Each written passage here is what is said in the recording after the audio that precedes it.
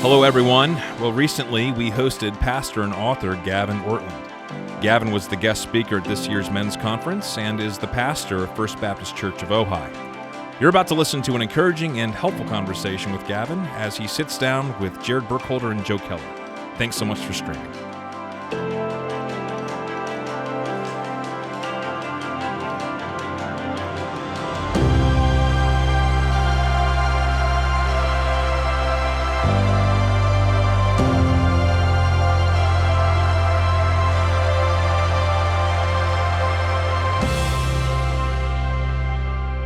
You know that YouTubers, sometimes it's like a little ring. You put your phone in it. In the middle. I don't have one of those specifically, no. How do you do your lighting for your... My stuff is very just basic. I just bought 2 basic lights. They're not the rings. They're just on stands. Okay. Pretty simple, yeah. Because I'm a nerd. You can actually see sometimes with some of the TikTok videos or whatever, in their glasses and in their eyes, you can see that circle. Oh, yeah. You can see that circle. And now there's this, it's actually a whole rig now that they've set up for broadcast where they'll bring this almost like this robot that they'll send around the world to multiple places, and it'll come up and it has the ring and the camera and it automatically links. So it's like high-end Zoom for broadcast, and it's crazy how it all syncs together. There's so much you can do, and I'm at the point where the more I try, the worse it ends up. It's like the color's like blue or orange, and then your face looks like, boy, did you go to a tanning salon, Gavin? Like, what happened? You're like, no, I just tried to get this one filter right. Yeah, just keep it simple is a good strategy. Yeah, the editing process, the worst that you have on YouTube is when you're editing and you get to the very end of everything and then you realize you needed to blow your nose before you filmed. And you think, do I still go with this one or do I scrap it? It's like, they won't notice. Did you do any video sermons during the pandemic? Oh, yeah. Because there were a couple times I got near the end and my kids burst in or something like that. And I was like, great, we will start over. Oh. We'll just do this whole thing over again. See, when I have kids burst in, I just go with it. Because that's just life. Right. I remember there was this one time where I went up to give an announcement, and I did like an old man burp into the microphone. So like, good morning, everybody, like that. And I walked down and my kid's like, Dad, you totally like burped into the microphone. I'm like, nobody's going to notice that. And I turned around and they were just like, hey man, you burped in the microphone. So that was just percentage wise, how many ministry days do you find yourself burping publicly? You know what? It actually, a buddy of mine told me once, he said, Joe, I think you burp more than any other person that I know. It does happen. I guess I'm a very gaseous person. I affirm that. That's a general rule. It's a good strategy. It helps people feel you're a real human being, Yeah, that's what I say. I want to be able to reach different people in different ways, and I found that's a way. Before a hard conversation, you let a few fly, and the person just feels at ease. No, but I thought about that, Gavin. Like it's contextualizing the gospel. When we were having dinner, before the first session, I thought to myself, boy, I hope that after you eat, that if that's not bothersome, because I've learned over the years that I can't eat. Oh, right before speaking. Yeah, before speaking, because it happens every time. I'm like, turn in your Bible to, Does that happen to you? You're like, no, I'm fine. I could eat whatever beforehand. That doesn't typically happen. I mean, it's happened before, but thankfully not as a regular thing. Yeah, you just can't eat too much is the strategy. Yeah. See, that's my problem. I eat too much. Did you see how kind Gavin was in that? He's like, hey, Joe, maybe if you didn't shove your face with so much food, maybe that could be a better way to do it. I don't know. It's a big mystery. I don't know how that would happen. Jeez. Gavin, I tell you, for whatever it's worth, it just has been such a joy to be able to spend some time with you, both to visit you out in Ojai, as well as having you here. And it's truly been such a joy to be able to hang out, to talk on the full spectrum of things, whether it be what we eat for dinner or the beauty and the transcendence of how God has created this world. So thanks for being at Grace Baptist Church and to be here. It's certainly for our men's conference. So thanks for being here. Yeah, it's my privilege. I've enjoyed it. Yeah, it feels like I'm among friends already. So thanks for having me. So talk a little bit about I think one of the things that kind of binds our hearts together as we're talking is really a pastoral heart for people, right? That one of the things that kind of binds our hearts together is talking about how do we care for people and the burdens and the joy and the passion of what it means to care for people with the beauty of the gospel. Talk to me a little bit about what draws your heart to pastoral ministry, because certainly you have an academic work. How do those two align? Yeah, I think my calling to the pastorate is the primary one. I mean, I remember when I was I think we talked about this a little bit last night, but just working through my own hesitations about going into ministry because there's others in my family who are in ministry, and I didn't know, is my sense of being drawn to this just because of that, and working through that, getting to the point where you say, no, this is just what God is calling me to do, and I need to follow that. But what that came out of was just this burden for people. You think of when Jesus says, I will make you fishers of men. I love that image when he's calling some of his disciples, that idea that you're fishing for people, you're pursuing people, you're seeking the good of the souls of other people. It's just such a privilege. I mean, you think about as a pastor, as you guys know, you get to be there in the deepest moments of life. You're there at the hospital, you're there at their wedding, you're there at that memorial service, you're there when they need somebody in the middle of the night. That's such a privilege and such an honor. And wonderful thing is you don't have to offer yourself. You don't have to offer your own resources. It's not like I have what it takes to serve you. You're offering them Christ. And so it's not about me, but I have the privilege of bringing Christ to people. So that pastoral burden is the deepest sense of vocation in my heart. My academic work comes in as a corollary to that. It's just a part of my interests. Honestly, it's as simple as I just enjoy studying, and so it just kind of happens naturally. But what I hope is happening is that the academic and the pastoral are strengthening each other, and they do inform each other. Yeah. Academic work can help you as a pastor, and then certainly being a pastor informs how you approach academic work. I've found that combo really beautifully displayed in your new work on humility.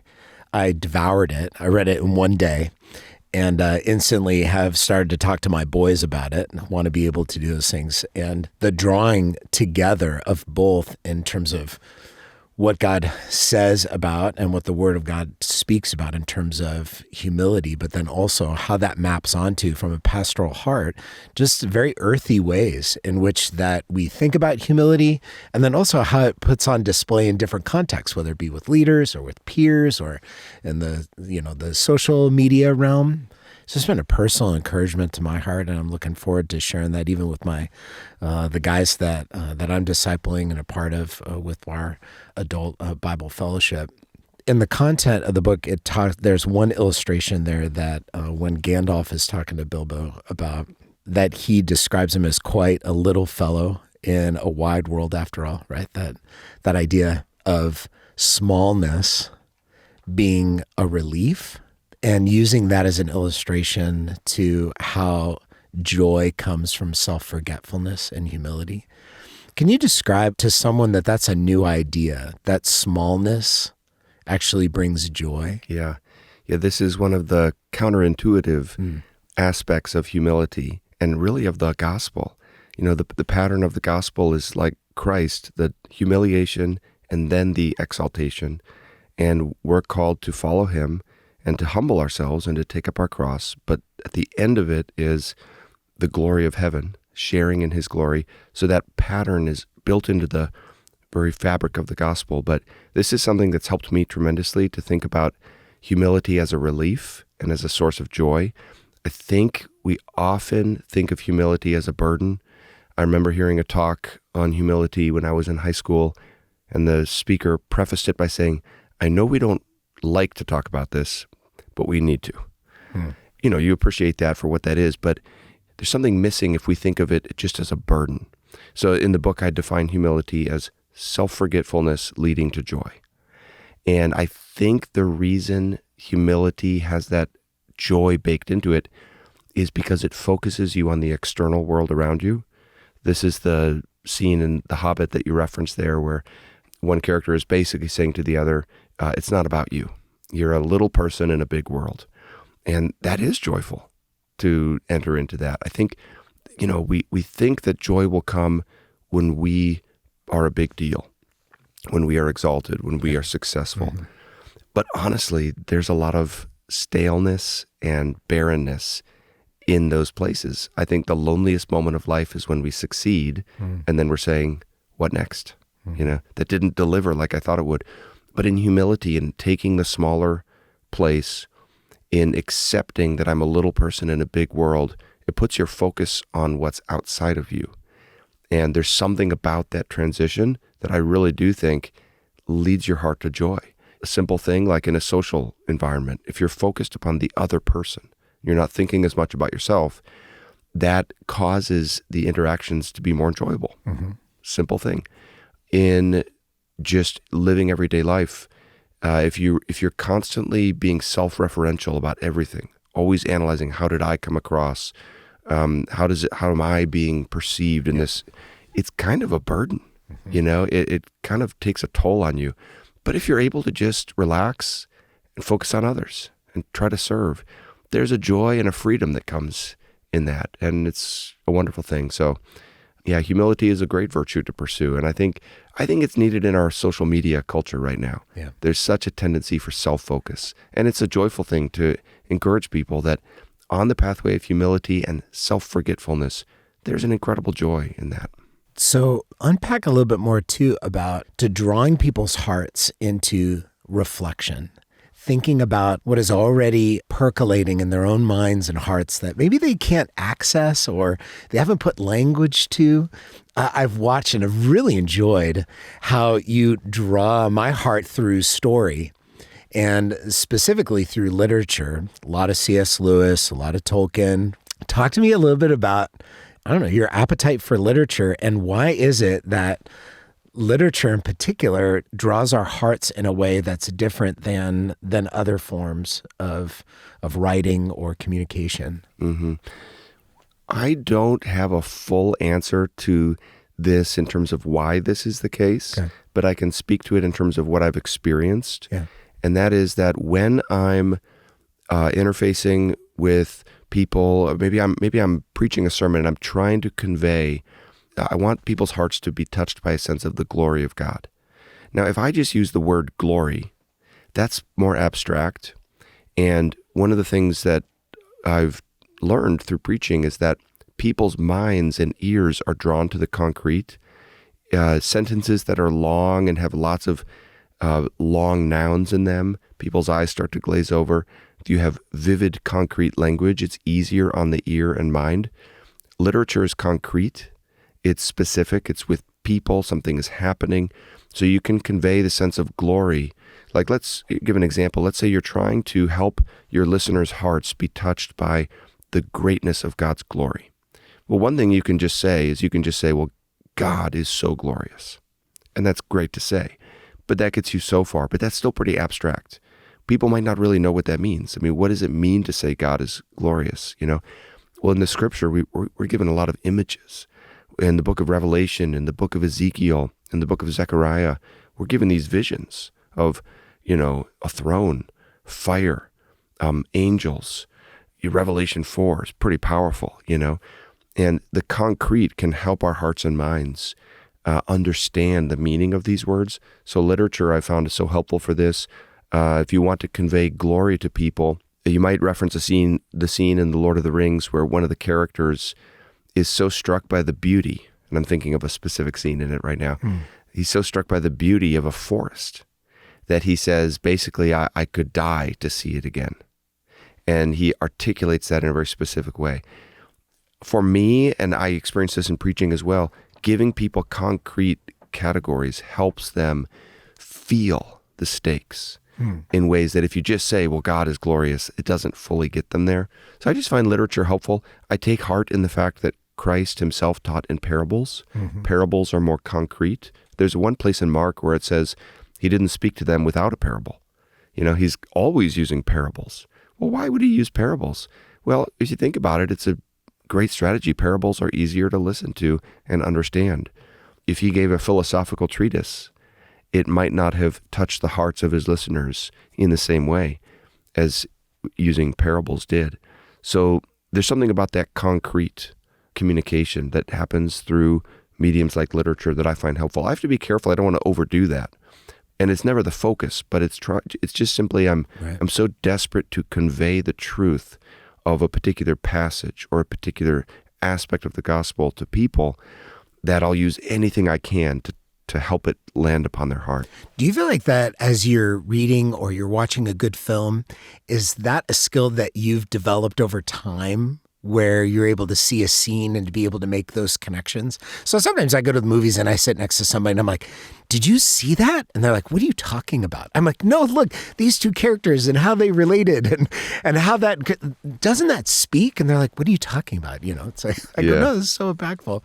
Have you trained yourself over the years to see those things? Did somebody invite you to see those very same things? I think over time you do become a bit more alert to it. I mean, every preacher knows, I preach almost every Sunday at our church, so every preacher knows the desperation for the next sermon illustration. You know, you're always on the lookout, so you do learn to be receptive and paying attention. But honestly, I think it's just a matter of, it's not like it's a highly technical skill. I think it's just, you're just paying attention to what touches the human heart. And so it might not even be during watching the movie, but I might just be at my desk thinking back on, you know, what's a time in my life when I've seen, let's say I'm trying to communicate what fear feels like. Well, it doesn't take too much imagination to just think back, well, when have I been afraid? And what caused that? And what did that feel like? And then you start to think in more concrete categories. Yeah, I think you grow in it over time, but a lot of it is just an intuitive sense of just picking up on these human dimensions and how we experience things, and just asking basic questions. And it's all done out of a burden of love, if we just want to communicate as effectively as we can to help our people. And that skill of meditation, whether it be reflecting upon a particular human aspect or looking upon God's word and then asking those same questions, saying, how does this passage of Scripture, where it speaks about anxiety or fear or hope, how does that map onto, as I think about the truth of what's been revealed in God's word, and then to be able to take that moment to reflect, where are times where I've been anxious, and how does the hope that's being placed here, how would that reframe the way in which that I'm going to live and to think differently? It's interesting that when I'm hearing you speak about an apologetic with people who are unbelievers, and the idea of reframing and looking to a way that's more beautiful than the half-truths of the world, or a naturalistic framework. Hard pivot, though. I want to ask this. So, do you read a lot of literature? Is it like 4 pages before you go to bed? Yeah, I don't spend a ton of time reading literature right now because life is so full. I do try to carve out little spaces where I'll go, and I love to reread books I've read. Some of my favorite works of fiction, obviously, you can tell that I love C.S. Lewis. I'll go back and the Space Trilogy, and then his book, Till We Have Faces, and I'll just read those over and over. I've got them on my phone, audio book, and I'll just listen to them on hikes. Yeah, so I don't read a ton because it is so time-consuming in this season of life. But historically, I've really made the effort to try to read literature. Part of it is, I think for those of us who are doing a lot of theology and pastoral ministry, it's helpful to be exposed to other forms of learning, literature being one that's more concrete, not just to get sermon illustrations, but just to stretch your brain in different ways and just to understand human beings better. You know, if you're reading like Jane Austen or something like that, you're going to be understanding the human heart a little bit more accurately. It's going to take you into aspects of culture and human psychology that just reading a theology book might not. And so just wanting to be a thorough learner, I do try to carve out space as much as I can. Jared and I, have been talking about your work, Why God Makes Sense in a World That Doesn't. What motivated you to write that book? It was a couple of things. One is having some friends who have deconstructed their faith. What was interesting for me is those I know who have walked away from their faith, I really was surprised. It's not like I saw it coming 10 years in advance. And so you try to be a good friend and you try to listen, try to understand, what was your experience like? Tell me your reasons, your thought process. I think I mentioned last night, one of my deepest passions is to be a friend to Christians who are going through times of angst about their faith. I think sometimes, for some reason, people can feel very uncomfortable about being open and sharing when they have a doubt or a point of anxiety about their faith. There's almost a shame factor in certain circles sometimes, as though it's like some terrible dark thing if you have a doubt or a struggle or even just a question. So many people I have known who are asked, what was it that caused you to leave the Christian faith? I've heard this answer so often. Well, I had a question and my Sunday school teacher shamed me for asking the question. Why did we do that so much? If we would just say, that's a great question, I don't know the answer to that. Let me get back to you next Sunday. That would be better but I think what the Sunday school teacher can feel is they can feel threatened, like, wow, that's a really good question. I should know the answer, but I don't. And so then they make it seem like the question is bad to ask. And so inadvertently, we can make our churches or our Christian cultures unsafe for honest questions. And that's why I love Francis Schaeffer at L'Abri, his ministry, honest answers to honest questions. So I think one of part with the book was just to try to address and help people who have questions, who have objections, also for Christians who are struggling, to help them feel, we've talked about how apologetics is nourishing. I want Christians to feel just how happy the gospel is, just what good news it is. If you believe your sins are forgiven, if you believe Jesus is risen from the dead, then it's true that everything sad will one day come untrue. I don't think we can overstate the wonder of the gospel and how happy it is and how it lands upon a repentant human heart. So wanting to nourish Christians, and then also I'm just fascinated by these ideas. That was part of the reason for the book too. I think it's absolutely fascinating to think about how little aspects of our world that we might not think of in the context of apologetics, like we've talked about today, music and math, actually can be utilized to direct people's hearts to the Lord. And that's interesting because, what you describe in the book and what we talked about this weekend isn't a fundamentally new approach to apologetics. And yet there's a new growing field, I think, where more people are talking about beauty, about story, about despair and hopelessness.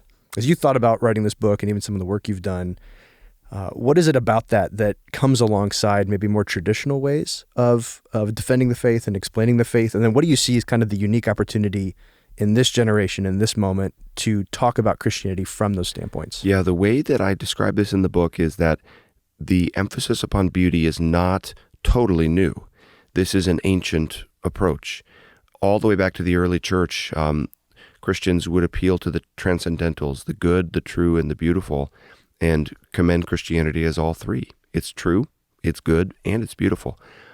More recently, say in the last 30 to 40 years, it seems like a lot of apologetics has focused just upon the truth of the gospel, and we haven't had as much of a focus upon its goodness and beauty. I think what's happening now is the particular characteristics of our culture, and we've talked about that this weekend, the sense of despair in many hearts, the loneliness, the sense of distraction, the sense of spiritual apathy. There's so many things that are true of our culture right now, because we're recording this in 2023, that weren't as characteristic even 20 years ago. And so we need to start further back and help people have categories.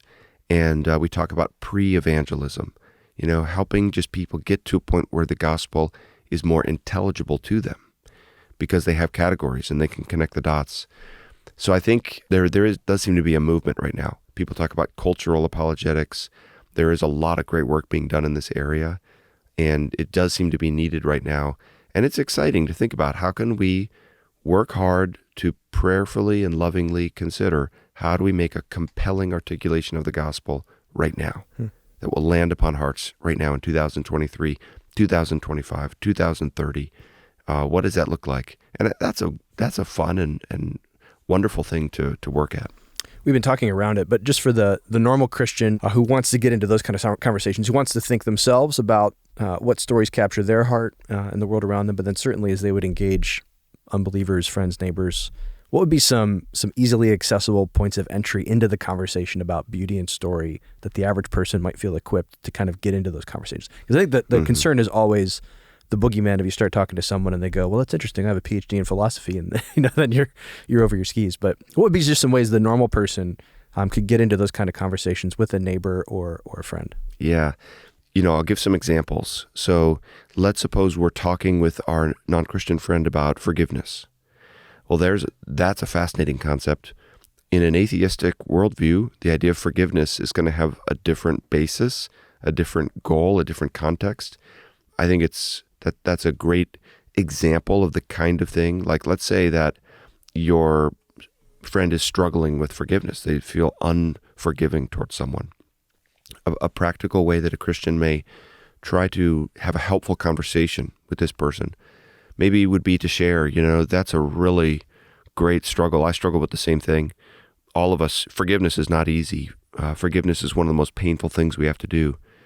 One of the things that I know in my life is I don't know how I could forgive if I hadn't experienced that forgiveness from God himself. That's what gives me the power to forgive. Now that is simple. You don't need a PhD in philosophy to do that. But what you've done there is just draw a connection from the human level of forgiveness to your own relationship with God. We've talked about justice, the longing for justice. Let's suppose your friend says, I don't respect anybody who doesn't care about alleviating global poverty. There's an opportunity there for us to, on the one hand, we want to affirm that this is a good desire. Like, I think I'm so thankful that you have that passion.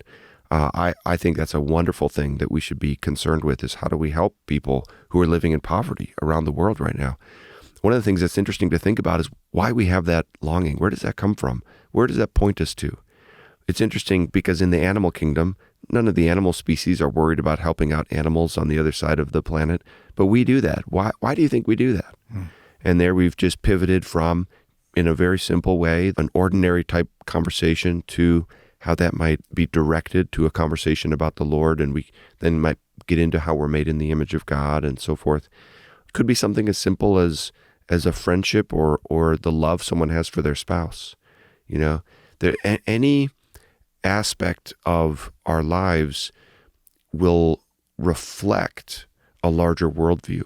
And the fact is that an atheistic worldview doesn't give you very many tools to explain the good aspects of human life, whether it be love, meaning, forgiveness, like we've talked about, the longing for justice. So I don't know, I think just being thoughtful, and you don't have to be, that's one thing I want to encourage Christians with. You don't have to be a PhD in philosophy. You don't have to have all the answers, but just having a loving heart, being willing for the Lord to use you, and just looking for those opportunities where we can direct the conversation toward ultimate things. And the last thing I'll say is, we don't have to do everything in every conversation. Sometimes it might just be one contribution.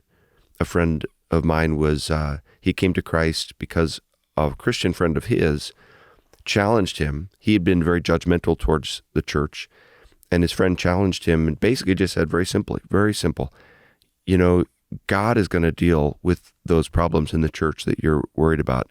You should think about your own soul. Simple, not a complicated idea.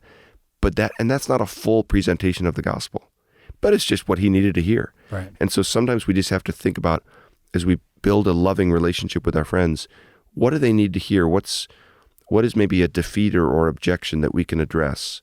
And we don't need to do everything, but just being open to help them take the next step in their consideration of the gospel. And I think if you think about it in terms of engagement and relationship, rather than mounting some kind of defense of the gospel, I think sometimes it feels like this pinnacle moment and I have to answer every question and every objection, as opposed to we're just having a conversation and I want to hear more about your worldview and I want to share about the Christian worldview, and then hopefully there'll be another chance. And so if I don't know something, it's okay to go, that's a great question. I've never thought about that. Let me follow up with you, and can we have another conversation? I mean, that just gives you another opportunity, if nothing else, to continue building a relationship with someone in dialogue, right? Totally. And just being natural, and being honest. I have some great wonderful friends in Ojai who are not Christians. And I find it just helps to just be really honest in talking with them. I'll even joke around with them and say, well, I'm a pastor, so I have to talk to you about God for a few minutes, or something like this, or just making it normal, just making it natural. Or I might even say, I know it's kind of awkward talking about politics and religion. So if you don't want to talk about this, that's totally fine. But I'm just curious, what do you think about this? Or just trying to find ways to demystify the process. And then if they know that you're coming from a place of love, that changes everything. Yeah.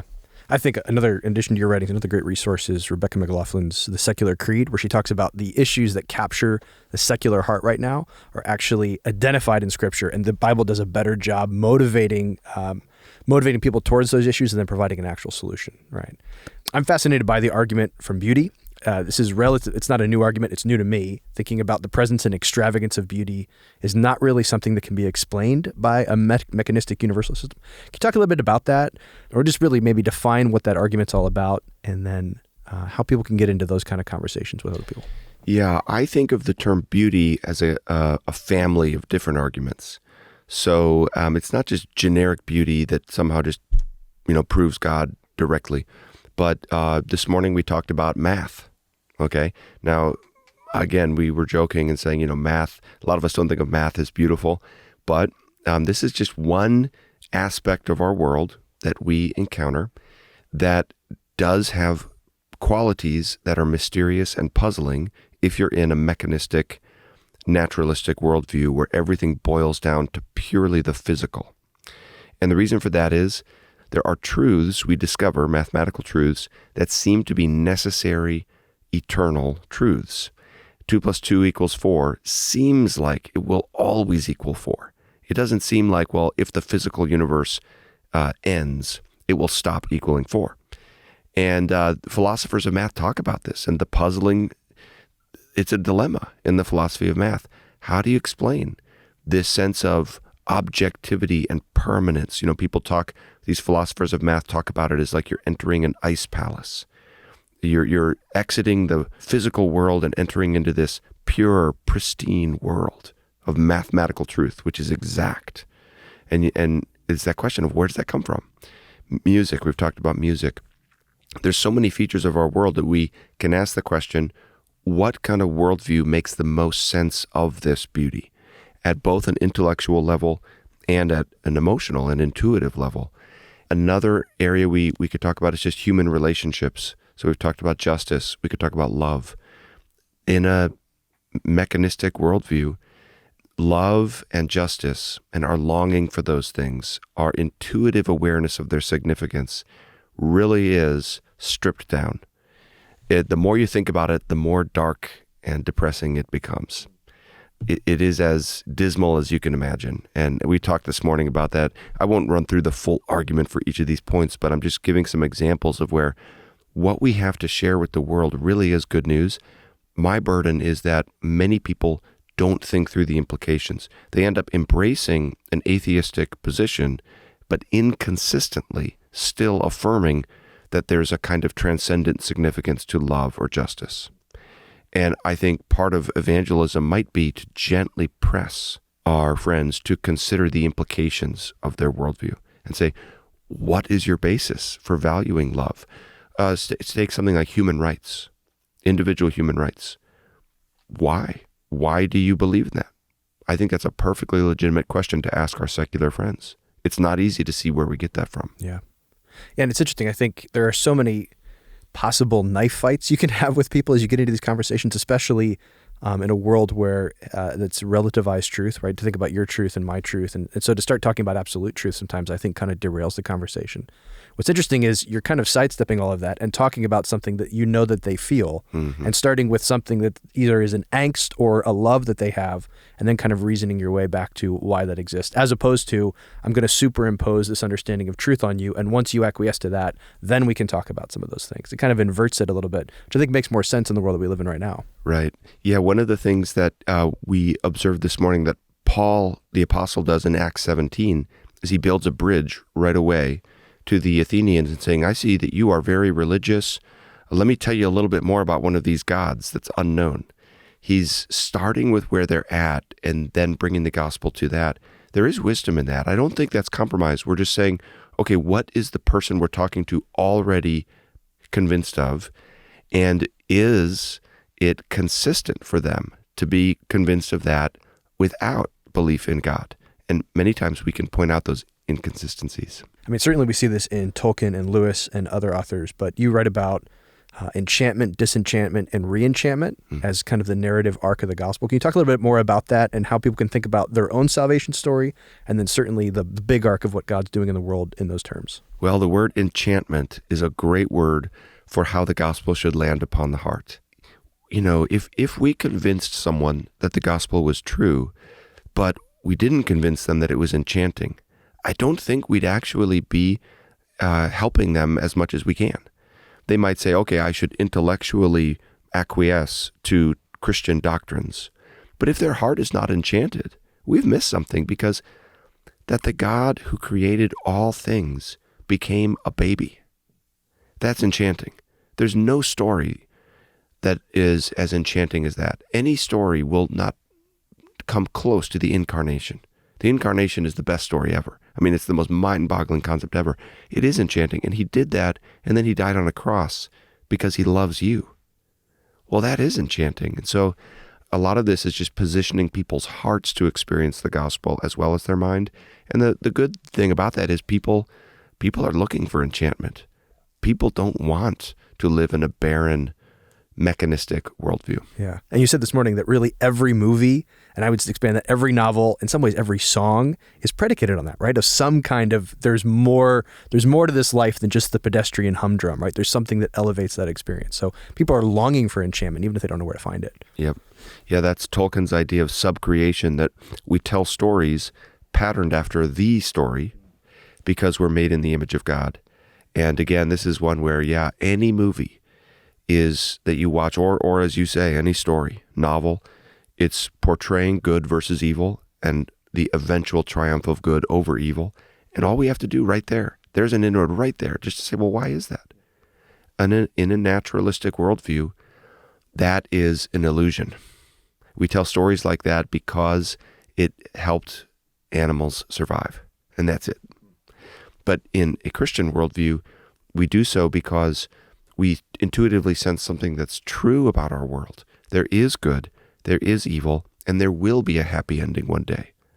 And it is, to consider the alternatives really is, you start to feel, the more you think about it, you start to feel just how stark the divide is between these two options. And I just think it helps to encourage people to feel that and to consider that difference. You mentioned last night that currently the biggest objections to Christianity aren't primarily, is Christianity true, but is it good, right? So how does this methodology that we're talking about begin to answer that? Because I think it's natural for some of us who've been Christian a while and who've studied apologetics to still start with that premise of, I need to answer rational objections to Christianity and demonstrate that it's true, when I think what most people are saying is they're sidestepping that altogether and going, well, it's not good, right? It perpetuates abuse and injustice in these areas. So how would you address that, or maybe even how does this method that we're describing help with that? Well, this is a big area that, I don't think we can fully resolve here. Even just an awareness of it is helpful, because we still need to give arguments. It's a both and. It's not, the gospel is good, and let's say that rather than say that it's true. We want to say both, but just a sensitivity to where the questions are at will influence how we go about things. Amidst so many other things we might need to also say, one simple thing is, we need to show so much love in the context of our evangelism and apologetics. We need, if love is not felt, the message is not heard. If they don't sense we care about them, they will hear us and they will experience our message as just one more group lobbying for power. Because that's how we assume everything is. Someone's trying to sell something to us. So a lot of times I think we'll need to be patient, to not expect an immediate response.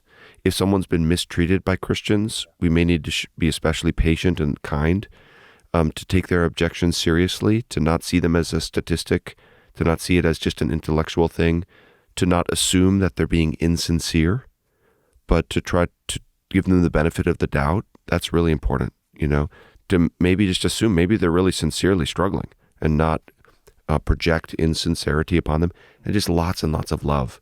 Just, mow their lawn when they're sick, drop off a meal, ask them questions, be a friend, just be patient, maybe over 10 years. In Ojai, we have lots of friends. Many of them finally came to church, but it took us 5 years of inviting before they came on, and they all came on the same Christmas Eve service this past. Yeah, we talked about that. It was so cool, but it takes a long time. So just lots and lots and lots of love is really needed right now.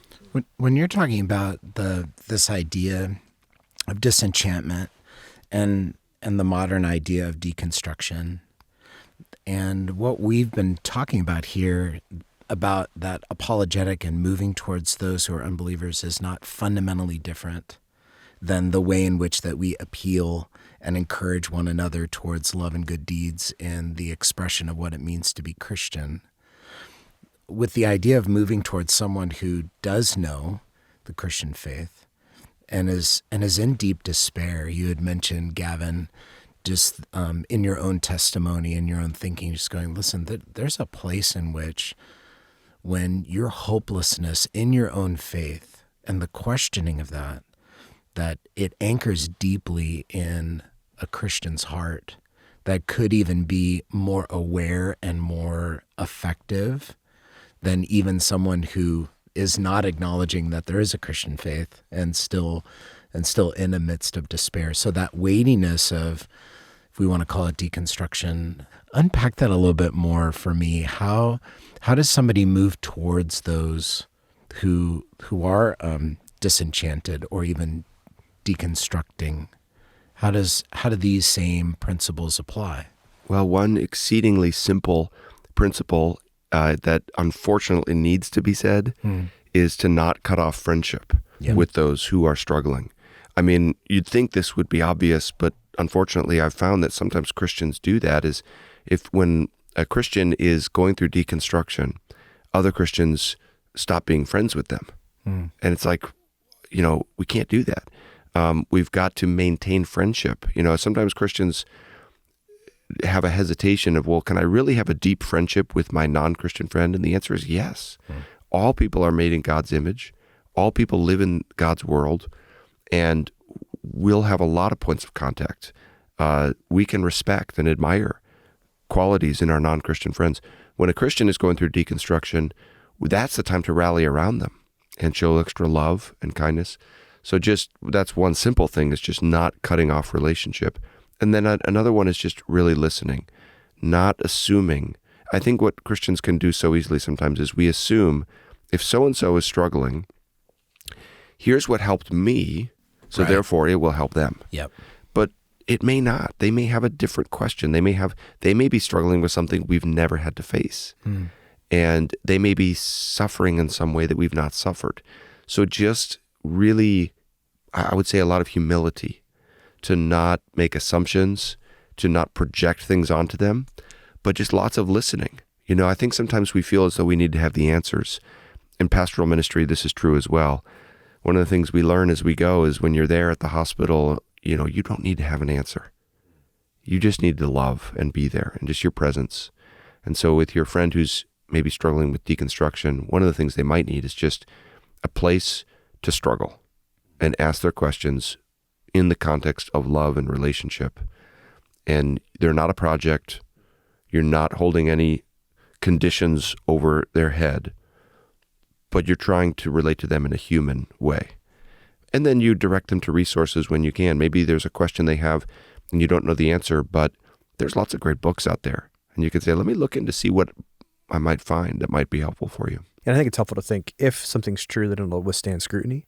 So if someone has really serious questions about the faith, we don't have to try to paint over those. That we can even encourage them to lean into those questions and turn this thing around from all sides and look at it. Because if it's true, then it will withstand your scrutiny, right? You don't have to be afraid to examine that. Totally. And even, I'll even put it like this with my own kids, to encourage them to ask those questions, even to bring the questions up. Right.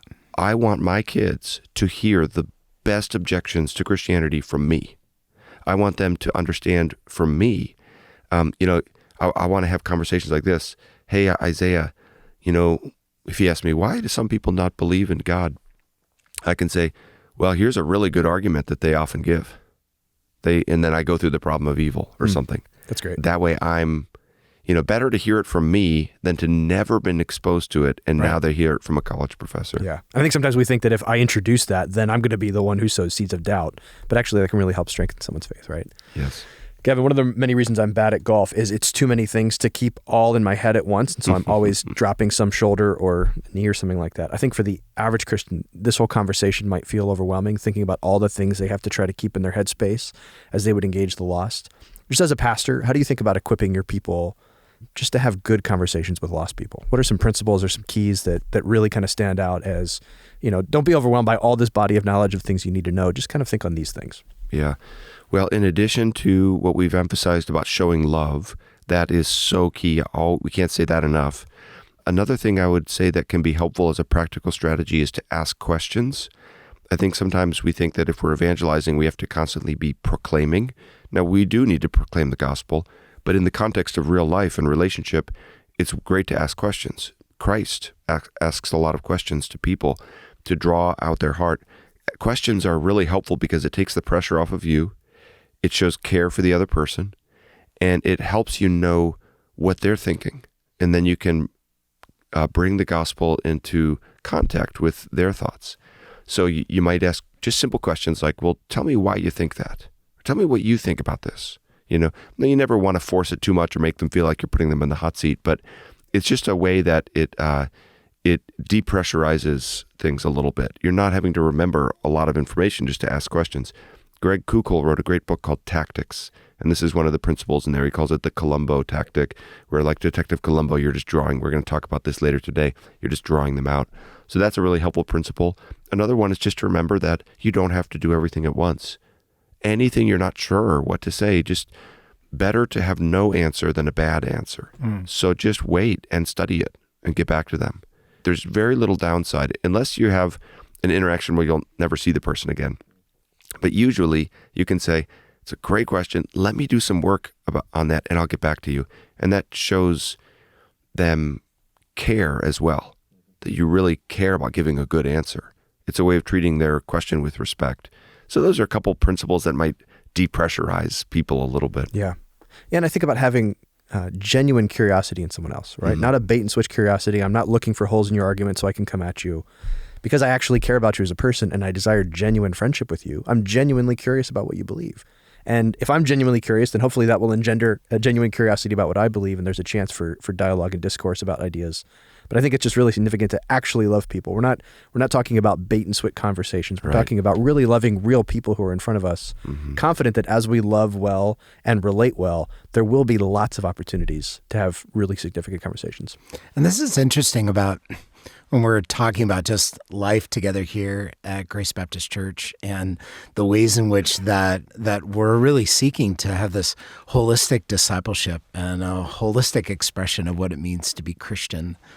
And that I think Gavin and even our conversation today is just reinforced that the expression of love to those who don't know Jesus, right, flows out of the same heart that moved towards our love towards one another, that comes out of our deep love for who Jesus is and our great God.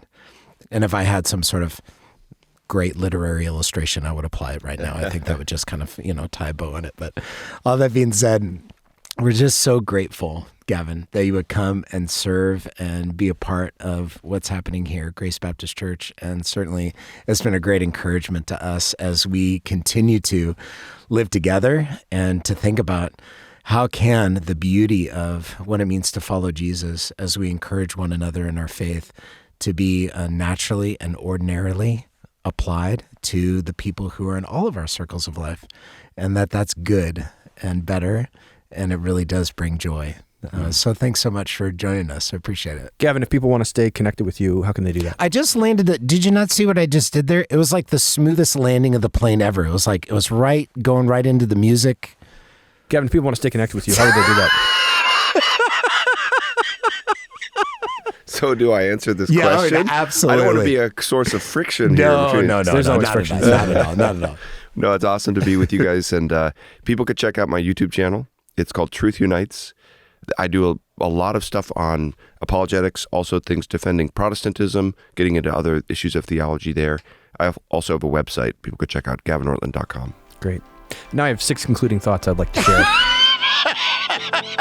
I love this podcast so much. Thanks for joining us, man. Appreciate it. It's awesome.